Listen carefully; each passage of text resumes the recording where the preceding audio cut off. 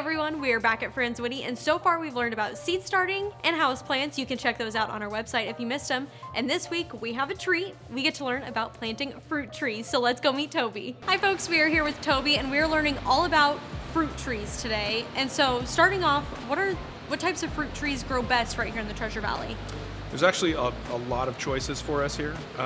Some of the hardier trees you want to gear towards, so apples, pears, peaches, plums, apricots, nectarines. And there's some nuances with each of those types of trees to have success, and if you're going to have to be patient or less patient depending on what you choose.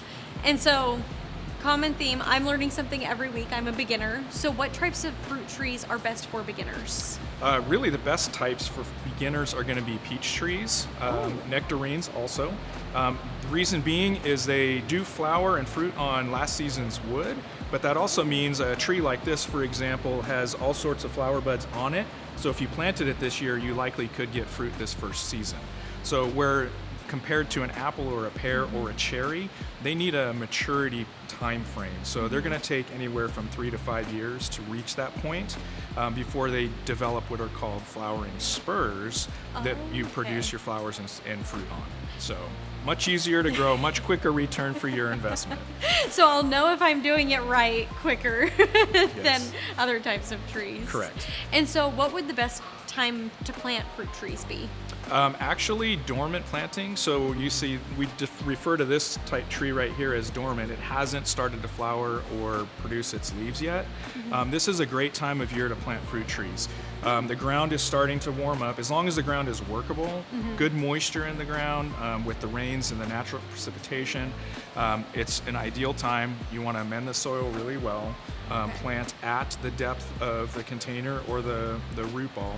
Another type of planting technique is bare root. Those are a little bit different techniques to plant, but if you buy one in a container like this one in front of us, you're just going to plant it right at the container height and make sure that there's some good amendment in the soil, and you should be good to go. How will these help our fruit trees? Yeah, so we got a couple of different fertilizer options that we're showing here. This one is specifically geared towards fruits, berries, and vine crops.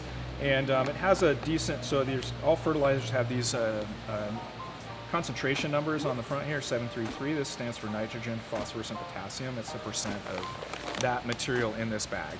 So by weight, and a little bit higher nitrogen and a really even phosphorus and potassium numbers. These last two are really important for root and fruit production. So especially newly planted trees and any kind of plant, really, we want that middle number to be a little bit higher, and the second one as well to help us produce fruit. So you can see it's a little bit off here, but this is a natural organic type fertilizer. So what we're doing with this stuff is we're actually feeding the soil, and then the soil is going to in turn feed the plants for us through a much longer period of time. Well, thank you, Toby, for joining me and telling me all about fruit trees and how to be successful.